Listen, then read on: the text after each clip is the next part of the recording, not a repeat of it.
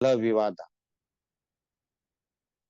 कुतो बहुता कलह विवादा, यहां से शुरुआत की थी हमने। कलह विवाद या हमारे कलह विवाद झगड़ा भांडन क्यों होता है, किस कारण होता है, क्या कारण है इसका। कुतो बहुता कलह, क्या कारण है, क्या निदान है इसका। कुतो बहुता कलह विवादा परिदेव शोका स मच्छराच मानातिमाना स मानातिमाना स पेसुनाच। पेसुन माने चुगली चाहड़ी निंदा, मान अपमान, ये मान अपमान कंजूसी कलह विवाद, ये कहां से निर्माण होता है, कहां से उत्पन्न होता है। बुद्ध को किसी ने पूछा, और किसने पूछा, एक देवता ने आकर पूछा कि भगवान, ये जो कलह, ये विवाद, ये झगड़ा, ये चुगली चाड़ी निंदा मान अपना अभिमान, ये कहां से निर्माण होते हैं। तो बुद्ध ने कहा प्रिय पौता कलह विवाद। इसका कारण बताया कि प्रिय प्रिय पहुता, ये सारा निर्माण अपने प्रिय, जो हमें प्यारे है, जो हम पसंद करते हैं, बस वहां से ये शुरुआत होती है। जिसको हम पसंद करते हैं ना, तो पसंद करते हैं तो वहां न कहे हमें क्या होता है, कलह होता है, विवाद होता है, द्वेष आता है। तो आपस में ही यहाँ से शुरुआत होती है, और वो धीरे धीरे धीरे धीरे बढ़ते जाती है। तो प्रिय कारण है, इसके कारण है ये सारे मान सम्मान प्रिय में होता है ना। अगर मान लो दामाद आ गया घर में और उनका सम्मान नहीं किया तो उसको गुस्सा आ जाता है। तो क्या होता है, उनको, मैं दामाद हूँ, मैं जवाई हूँ, और मेरा सम्मान नहीं हो रहा। तो इस प्रकार यहाँ से क्या होता है, मन मुटा होता है, मन में कलुषित मन हो जाता है। कभी अपने घर में अपने घर के परिवार के लोग, ननद भौजाई रहते, पति पत्नी रहते, देवर रहते हैं, एक दूसरे को हम सम्मानित नहीं देखते, हम आपस में कहीं ना कहीं कलह निर्माण होता है। तो हमारा ये प्रिय है, हम लोग पास के लोग हैं, और इस पास के लोगों के कारण ये सब कुछ होता है। और इसीलिए बुद्ध कहते हैं कि प्रिय से ही, जो जो हमारे प्यारे हैं, जिसको हम पसंद करते हैं, यहाँ से शुरुआत होती है। प्रिय पौता कलह विवादा। फिर क्या कहते हैं, प्रिया सुलोकस्मि कुतो निदान, प्रिया सुलोकस्मि कुतो निदान। अब ये प्रिय का क्या कारण है, प्रिय का कारण क्या है, क्यों क्यों विवाद में प्रिय जो है, पसंद करते हैं हम, जिसको प्रिय समझते, प्यारे समझते। तो यहाँ प्रिय का अर्थ क्या होता है, प्यारा। तो प्यारा, तो यहाँ से प्रिय जो होता है, पसंद जो होता है, तो वहां से ही क्या निर्माण होता है, कलह। अर्थात कलह का अर्थ होता है दुख निर्माण होता है। तो बुद्ध यहाँ कहते हैं कि दुख निर्माण कैसा होता है। अभी यहाँ में प्रिय माने क्या होता है, प्रिया सुलोकस्मि कुतो निदान। लोकस्मि, लोकस्मि माने संसार, लोक माने जनता, यानी लोक, लोक माने संसार दुनिया। तो ये संसार में, लोकस्मि यानी संसार में, प्रिया सुलोकस्मि, इस संसार में जो प्रिय है, जो दुख है, ये दुख कहाँ से निर्माण होता है, दुख कहाँ से। अर्थात ये जो पसंद करते हैं, ये कलह होता है, विवाद होता है, दुख होता है, कहाँ से निर्माण होता है। तो पिया सुलोकस्मि कुतो निदानो। फिर क्या कहते हैं, ये चापी लोभा, क्या कहते हैं, यो चापी लोभा विचरंती लोकी। ये लोभ, ये लोभ, ये लाभ जिसको हम कहते हैं लोभ, जिसके कारण निर्माण होता है, लोभ का जो लोभ निर्माण होता है, इसका भी कारण क्या है। ये चापी लोका, ये चापी लोभा विचरंती, ये जो लोभ के कारण लोग विचरण करते हैं, तो ये लोभ भी कहां से निर्माण होता है। बड़ा बड़ा जो देवता जो भी है उनको पूछते बुद्ध को, देखिए सवाल कैसा पूछता है, ये दुख कहाँ से निर्माण होता है,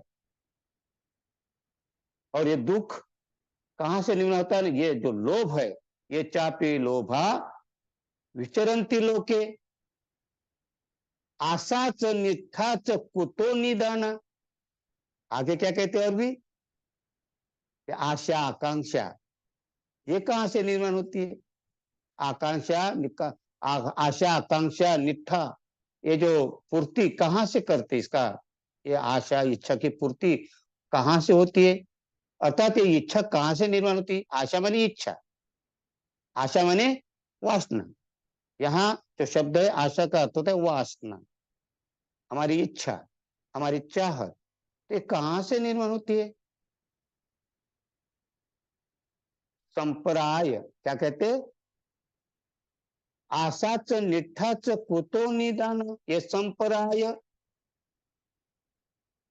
संप्राय अर्थात यहाँ जो ये जो हो रहा सब कुछ, लोभ आ रहा है, दुख आ रहा है, इसका कारण क्या है। नरस्य होन्तु, नरस्य माने ये जो नरस, नर माने क्या कहते, ये संपराय नरस्य होन्तु, अर्थात ये जो हेतु, ये जो नर, अर्थात ये नर जो है, ये जो इतना सारा लोभ के कारण विचरण करता है, ये जो मनुष्य विचरण करता है, हाँ, तो ये उसके अंदर इच्छा कहाँ से निर्माण होती है, वासना कहाँ से निर्माण होती है, और ये उसका क्या कहते हैं, लोभ कहाँ से निर्माण होता है, और दुख कहाँ से निर्माण होता है। तो पियानुलोकस्मि कुतो निदाना, तो इसका अर्थ क्या कहते हैं, बुद्ध बुद्ध को पूछते हैं, पियाचुलोकस्मि कुतो निदान, ये चापि लोभा विचरन्ति लोके, आशा तो निष्ठा च कुतो निदाना, आशा च निष्ठा च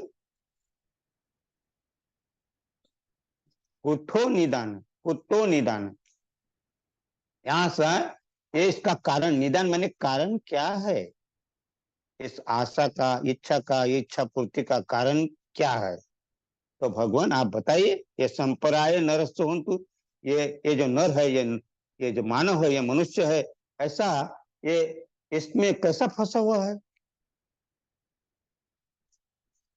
तो बुद्ध कहते हैं, चंदा निदानानि, चंदा निदानानि पियानी लोके, लोके माने संसार, इस संसार में चंदा निदानानि, निदान, निदान माने कारण, कारण क्या है, चंदा निदान, छंद, छंद मर, छंद का अर्थ होता है, इसको हम कहते हैं काम छंद, जिसको हम कहते हैं छंदा निदानानी पेयानी लोके, लोके माने संसार, जो ये प्रिय लोक है संसार में, ये प्रिय का कारण क्या है, तो ये छंद, काम छंद है। छंद का अर्थ, छंद का अर्थ होता है यहाँ आसक्ति, बुद्ध क्या कहते हैं, ये आसक्ति, ये तृष्णा, ये तृष्णा के कारण दुख होता है। बुद्ध कहते हैं कि ये जो प्रिय में कलह झगड़ा जो होता है, ये तृष्णा के कारण होता है। तृष्णा अर्थात छंद, काम छंद, और काम छंद अगर हम देखते हैं तो इसमें हमारे पंच छठ, छडायतन जिसको हम कहते हैं छह इंद्रिय, जैसे आँख कान नाक जीभ और काया और मन, ये जो छह इंद्रिय है इसको छडायतन भी कहते हैं, और इसी को कहा है काम छंद, यहाँ से निर्माण होता है, तो इसको तृष्णा कहा गया है, और इसी कारण दुख होता है। तो तृष्णा के कारण दुख, छंदा निदानानि पियानि लोके, ये चापी लोभा, ये चापी लोभा, लोभ भी जो होता है, हाँ, ये जो लोभ निर्माण होता है, ये आसक्ति के कारण, तृष्णा के कारण ही होता है। ये चापी लोभा विचरंती लोके, लोभ के कारण जो विचरण करते लोग, तो ये आसक्ति के कारण, ये तृष्णा के कारण करते हैं। तो इसका कारण है तृष्णा, इसका कारण है दुख का कारण है तृष्णा। तो बुद्ध यहाँ जो प्रतीत्य समुत्पाद कैसा समझा रहे, कलह विवाद के हिसाब से प्रतीत्य समुत्पाद है ये जो हम पढ़ रहे हैं, एक प्रतीत्य समुत्पाद है, कार्य कारण भाव है, इसके कारण ये, इसके कारण ये, इसके कारण ये। तो दुख का कारण क्या कहते हैं, लोभ है, लोभ के कारण, और क्या कहते हैं आगे,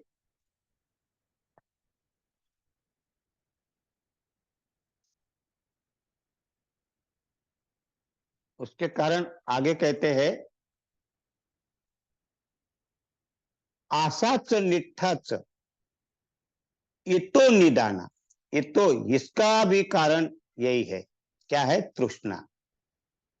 किसका? आशाच निष्ठाच, ये जो हेतु, ये जो पूर्ति करती है, इच्छा की पूर्ति करती है, तो इच्छा की पूर्ति करने वाले 6 इंद्रिय है। 6 इंद्रिय में पीछे जो है तृष्णा है। तो इसका भी कारण ये जो है आशा निष्ठाच कुतो इतो निदाना, कुतो निदाना मैंने क्या कारण है? तो यही कारण है। क्या? तृष्णा ही कारण है इसका भी। तो इसको कहते हैं इतो निदाना ये संपराय नरस्सु होन्ति, और नर इसमें, मनुष्य इसमें फंसा हुआ है। और ये कलह विवाद से धीरे धीरे धीरे तृष्णा के कारण नर इसमें फंसा हुआ है। तो अब ये तृष्णा को अगर हम समझे तो कई बार हम तृष्णा में बातें की है। तृष्णा 3 प्रकार की होती है, ऐसा कहते हैं ना। उसमें अ, 4 आर्य सत्य में अगर हम पढ़ेंगे तो क्या कहते हैं? कथमंच भिक्खवे दुख समुदय यंग अरियंग सत्यम, क्या कारण है दुख समुदय का? तो बुद्ध कहते इदम खोपन भिक्खवे दुखं समुदय यम अरियंग सत्यं पोनो भविका, पोनो भविका या तन्ना पोनो भविका नंदी सहगता, नंदी राग सहगता तत्रा तत्राभिनंदिनी शयथीदं काम तन्ना भव तन्ना विभव तन्ना। तो बुद्ध कहते 3 प्रकार की तृष्णा। क्या कहते हैं? ये तृष्णा के कारण दुख होता है। क्या कारण है? दुख का कारण क्या है?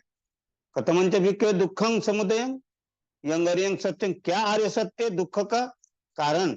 दुख समुदय आर्य सत्य क्या है? तो बुद्ध कहते इदम खोपन भिक्खवे दुखं समुदय यंग अरियंग सत्यं। तो दुख का कारण क्या है भिक्षु? क्या कहते? या तन्हा, अर्थात तृष्णा। तन्हा माने तृष्णा, तृष्णा कारण है। फिर क्या कहते? पोनो भविका, बार बार बार बार जो भव निर्माण होते, जन्म लेते, बार बार जो जन्म लेते, मरते, जन्म लेते, नष्ट होते, ये जो है तृष्णा के कारण। तृष्णा नहीं रहती तो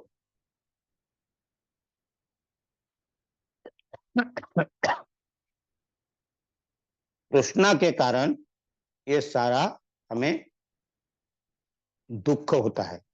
तो क्या कहते हैं? पूर्ण भोग, क्या? बार बार जन्म होना, बार बार नष्ट होना, उत्पन्न होना और मरना और उत्पन्न होना, ये जो चक्र चल रहा है, इस चक्र को क्या कहते हैं? ये दुख का चक्र जो चल रहा है, ये तृष्णा के कारण।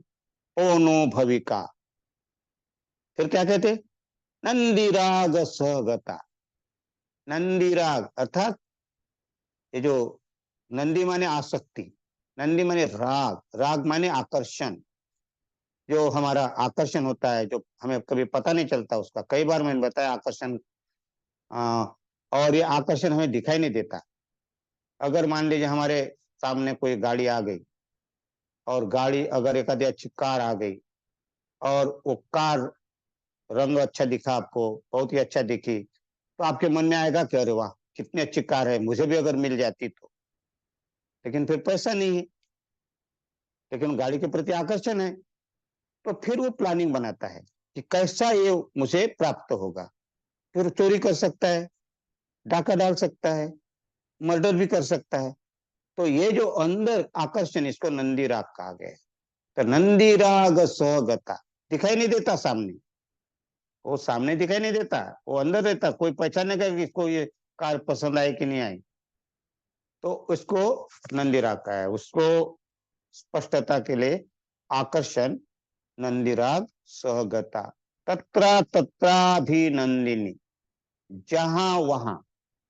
क्या कहते? जहां वहां ये नंदिनी, ये आकर्षण, ये राग, ये आसक्ति कार्य करती है, और इसी कारण दुख होता है। और इसका कारण है तृष्णा। और तृष्णा के 3 प्रकार है, काम तृष्णा, भव तृष्णा और विभव तृष्णा। 3 प्रकार की तृष्णा में आदमी इसी के पीछे रहता है और डूबा रहता है, पता नहीं चलता। हमें हमारा संसार चलते रहता है, हम उसी में रहते हैं। बुद्ध कहते ना, क्या कहते हैं उसमें, कसिनाए पुरखत्ता पज्जा परिसपंति ससो वो बाधितो। बहुत सुंदर गाथा कही है तन्ना वो गम। कृष्णा के बारे में बुद्ध कहते हैं, क्या कहते, कसिनाए पुरखत्ता पजा, पजा माने प्रजा, प्रजा माने जनता, लोग, संसार। तो ये संसार के लोग, ये मनुष्य क्या कहता है, ये मनुष्य कैसा फंसा हुआ है, कहते क्या कहता है, तसिनाए, तसिना माने तृष्णा में कसा फंसा हुआ है। पुरखत्ता माने घेरा, घेरे में पड़ा हुआ, घेरे में पड़ा हुआ, जैसा वो बंद घेरे में पड़ा हुआ, जकड़ा हुआ।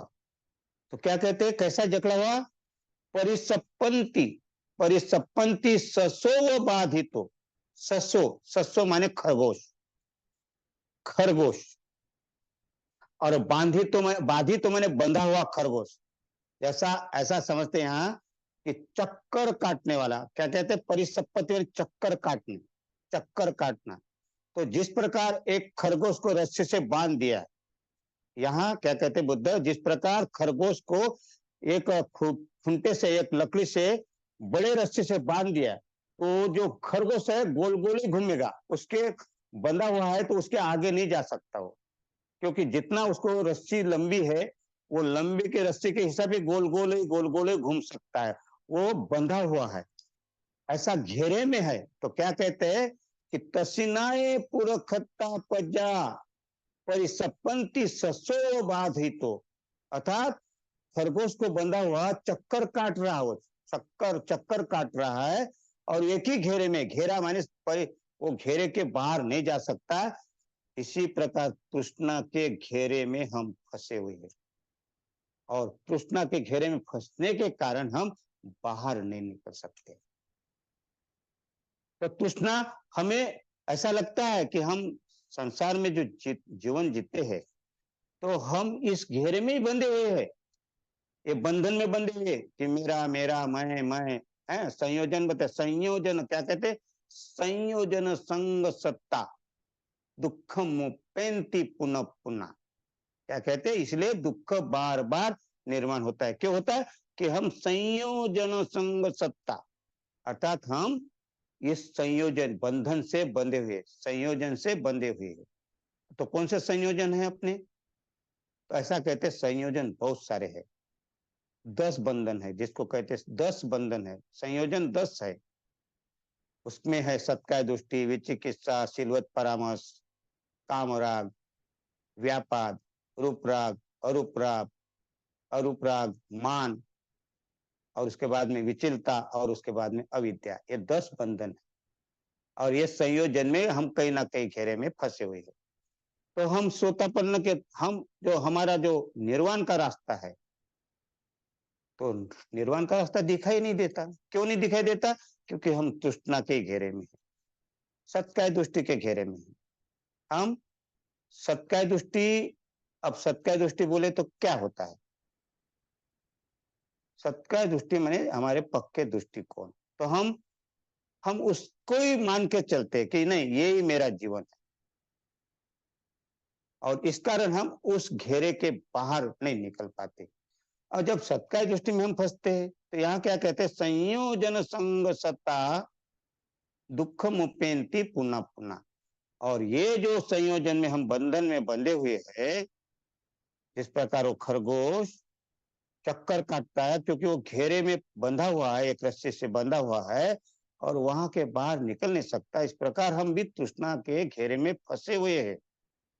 और वो तृष्णा हमें समझ में ही नहीं आती। जब भी हम उसमें काम करते हैं, तो हमें ऐसा लगता कि नहीं, हम अच्छे हैं। तो बुद्ध यहाँ कहते हैं कि तृष्णा कैसे समझ में नहीं आती, फिर समझाते बुद्ध, सरितानी सिने हितानी च सोमनस्सानी भवंतु जंतु। बुद्ध मनुष्य को जंतु कहते हैं यहाँ, बताइए, प्राणी, जंतु माने क्या होता है। अब जंतु को तो हम जानते हैं, तो बुद्ध यहाँ आसक्ति को जो फंसा हुआ है उसको जंतु कह दिया बुद्ध ने। क्या कहते, सरितानी सिने हितानी च सोमनस्सानी भवंतु, इस संसार में भवंतु जंतु इस संसार में जो है, ये जो मनुष्य प्राणी अर्थात जंतु नो मने मनुष्य प्राणी, ये मनुष्य प्राणी ये सब कृष्णा के नदी में डूबा हुआ है। सोमनस्सा ने उसको बड़ी खुशी लग रही, सोमनस्सा ने बड़ा आनंद आ रहा उसको, इस तृष्णा के नदी में बड़ा आनंद आता है। और क्या कहते हैं, ते सोत सित्ता, डुबकी लगाना, आनंद की डुबकी लगाना।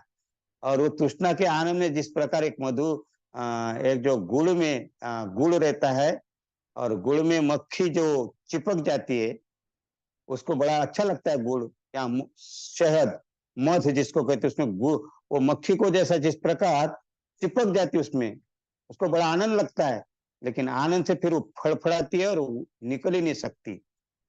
इसी प्रकार बुद्ध यहाँ कहते हैं सिने हितानी, ऐसी चीज स्नेह की नदी है, ममता की नदी है, स्निग्ध नदी है, और कौन सी तृष्णा की नदी है, सोमनसनी, बड़ा आनंद आता है उसमें, बड़ा डूबने का मन होता है उसमें, बाहर निकलने की इच्छा ही नहीं होती है।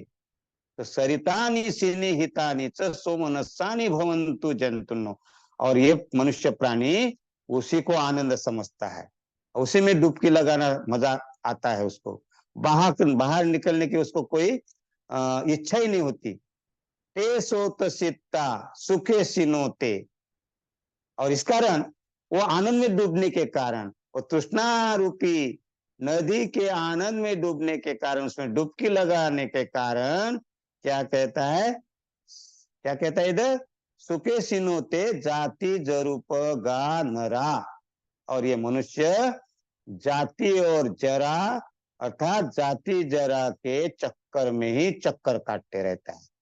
हाँ, उसके आगे नहीं, जाति माने जन्म, जन्म के बाद में बुढ़ापा विकृति और उसके बाद मरण, तो जाति जरा मरण के ही चक्कर में चक्कर काटते रहता आया और दुख झेलते रहता है, उसी में आनंद समझता है, उसी में आनंद मनाता है और एक दिन मर जाता है, जन्म होता है, विकृति निर्माण होती है और विकृति को आनंद समझता है और एक दिन मर जाता है। इस प्रकार ये आसक्ति हमें कहां से कहां ले जाती है, लेकिन आसक्ति के बाहर हम निकल नहीं सकते। इसलिए क्या कहते हैं यहाँ बुद्ध, बुद्ध क्या कहते हैं यहाँ कि पिया नीलोकस्मी कुतो निदाना, तो क्या कहते हैं यहाँ चंदा निदानानी पिया नीलोकी एचापि लोभा विचरंती लोकी।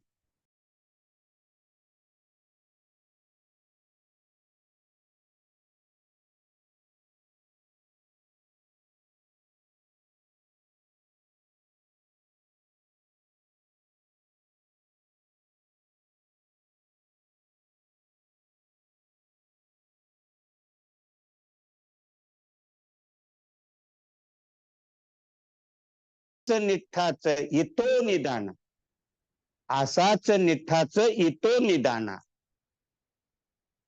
ये संपराय नरस्सु होती। तो ये नर है, इसी में फंसा हुआ रहता है, तृष्णा में आसक्ति में फंसा हुआ रहता है। तो प्रिय का कारण है आसक्ति, प्रिय का कारण है तृष्णा, दुख का कारण है तृष्णा, और दुख का कारण तृष्णा है। और तृष्णा तीन प्रकार की होती है, काम तृष्णा, भव तृष्णा और विभव तृष्णा। तो ये तीन तृष्णा हमने कई बार इसमें चर्चा की है। तो काम तृष्णा माने काम छंद, इसको हम कहते हैं कि इंद्रियों के अधीन हमारा जीवन रहता है पूरा, हमें ऐसा लगता है कि हमें इंद्रियों की पूर्ति करते करते ही, क्या कहते ना, ये क्या कहते, आशाच निष्ठाच इतो निदाना, तो हम ये इच्छा की पूर्ति करते रहते हैं, किसकी, ये इंद्रियों की पूर्ति करते रहते हैं, 6 इंद्रियों के ही अंदर हमारा जीवन रहता है। अब कैसा रहता है देखिए ना, अगर आपको बोला है धम्म वर्ग में आइए, तो धम्म वर्ग में आने के लिए कहते ये अच्छा कार्य है,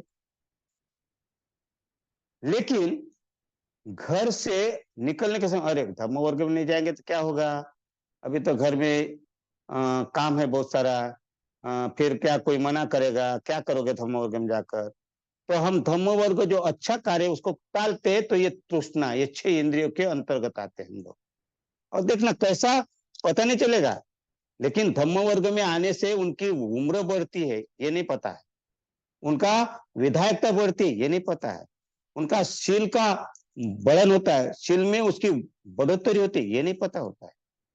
ऐसा कहते कि टिफिन होता है, धम्म वर्ग में जाना एक टिफिन है।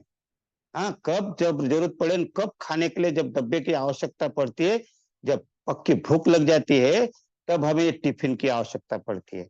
तो ये कभी कभी धम्म वर्ग, क्योंकि वहां शीलवान बनता है आदमी, वहां ध्यान करता है आदमी, वहां अच्छी बातें सीखता है आदमी, लेकिन तृष्णा के घेरे में रहने का, खरगोश जैसा है वो, खरगोश बताए ना, जैसा घूमते रहता है, उसके आगे नहीं जा सकता है, ऐसे तृष्णा के घेरे में रहते तो हमारे घर के काम आ जाते हमें। हाँ, कभी हमें लगता कि आज का संडे है, आज का मटनवार है, अर्थात रविवार है, तो हमें मटनवार ज्यादा प्यारा रहता है। तो फिर वर्ग में जाने से क्या होगा, आज का दिन तो मजे करना है, तो तृष्णा हमें घेरे में डाल देती है, हमें पता ही नहीं चलता है कि हम कब इसके घेरे में पड़ते और धम्म वर्ग को टाल देते। धम्म शिविर का भी ऐसा है, धम्म शिविर में जाने का पहले से प्लानिंग बनाते हैं, और जिस दिन आने का रहता है उस दिन हम कहते हैं अरे आज नहीं, आज मेरे को एक काम आ गया, तो हम वहां बहानेबाजी करते हैं। तो ये बहानेबाजी क्यों करते हैं, ये संयोजन में हम फंसे, पक्के दृष्टिकोण बना के रखे हम, सत्कार दृष्टि में फंसे हैं हम लोग। सत्कार दृष्टि में हमें पता ही नहीं चलता कि हमें कहां से कहां ले मारती है। हमारी इसमें आत्मदृष्टि होती है, क्या होती है, एक आत्मदृष्टि, और दूसरी होती है सत्कार दृष्टि। तो आत्मदृष्टि, आत्मदृष्टि और सत्कार दृष्टि तो थोड़ा फर्क है। पक्के दृष्टिकोण बना के रखते हैं हम। आत्मदृष्टि में हम क्या है कि आत्मदृष्टि में हम बह जाते हैं, हाँ, और पक्के दृष्टिकोण में हम फंस जाते हैं।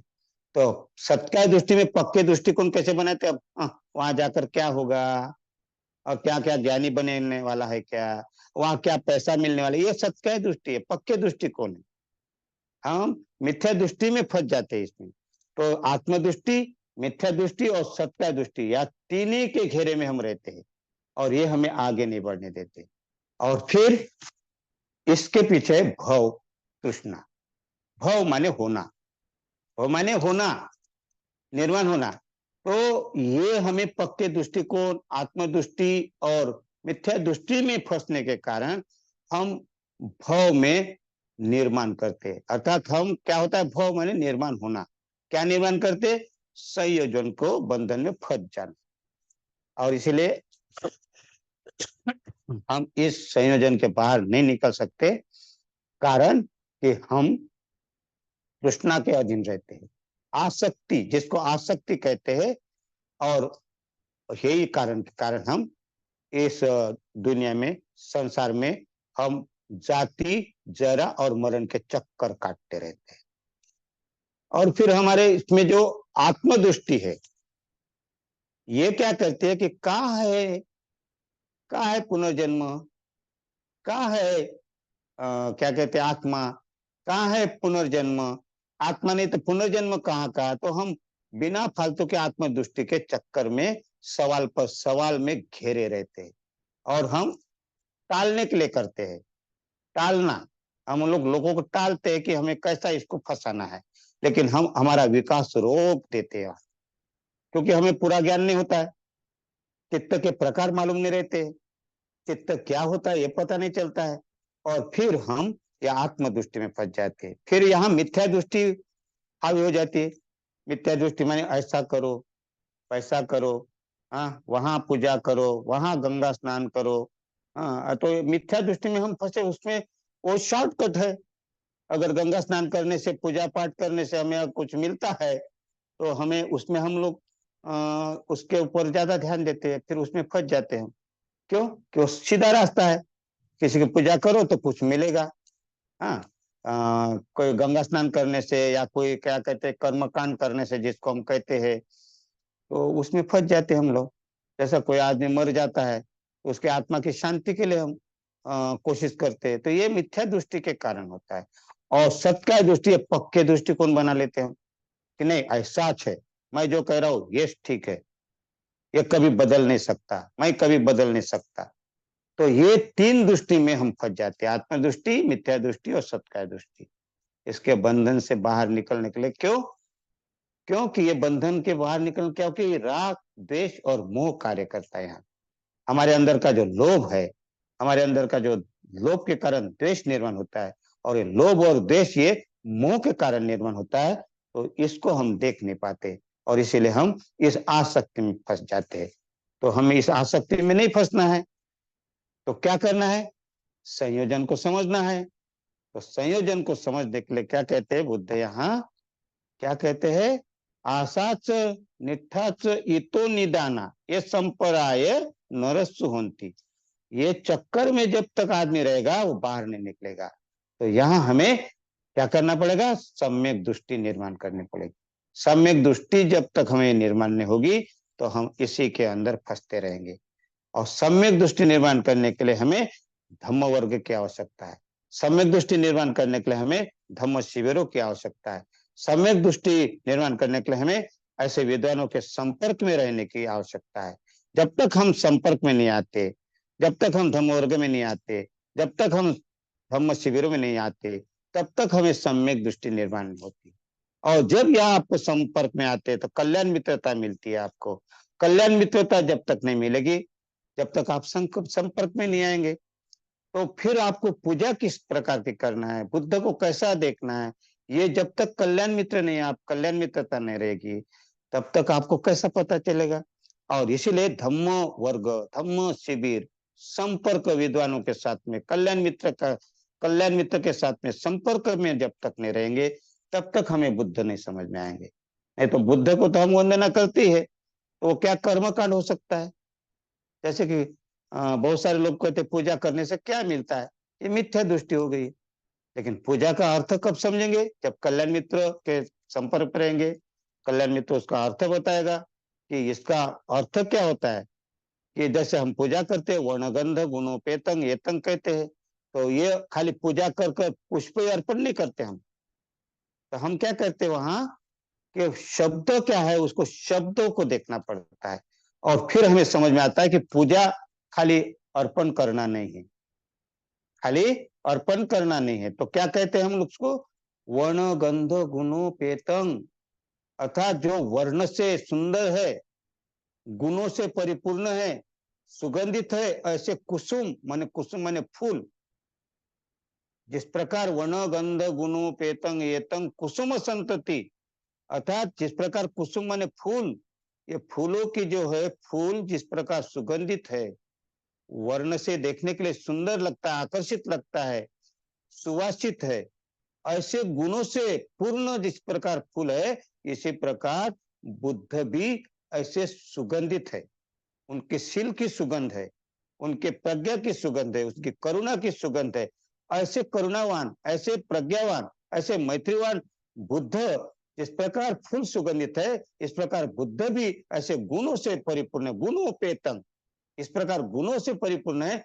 ऐसे बुद्ध की मैं इसीलिए आदर करता हूँ, सत्कार करता हूँ, पूजा मतलब आदर सत्कार करता हूँ, कि ये गुण मैं भी हासिल करूं, मैं भी ऐसा मैत्रवान बनूं, मैं भी ऐसा शीलवान बनूं जैसे बुद्ध बने। इसलिए मैं वनगंध कहता हूँ, ना कि खाली फूल दिए और बुद्ध कुछ देगा, ऐसा नहीं है। तो इसीलिए ये जब समझ आती है, तब हम शीलवान बनना शुरू होते हैं। तो ये प्रज्ञा निर्माण होती है, क्योंकि ये प्रज्ञा निर्माण होगी क्या, कि आप समझ जाएंगे कि वर्ण गंध गुणोपेतम कहते ना, तो जिस प्रकार है मुझे भी ऐसा बनना है, तो ये प्रज्ञा निर्माण होने का, अर्थात सम्यक दृष्टि निर्माण होना शुरू हो जाती है। तो इसी प्रकार ये कहाँ मिलेगी? और ये सम्यक दृष्टि जब निकलेगी तो तब धीरे धीरे हम आसक्ति से बाहर हो सकते हैं। तो मैंने आज आपके सामने रखने की कोशिश की, आपने सुना, आपके अंतर्मन को प्रणाम करता हूँ और यही रुकता हूँ। सबको मैत्रीपूर्ण जय भीम।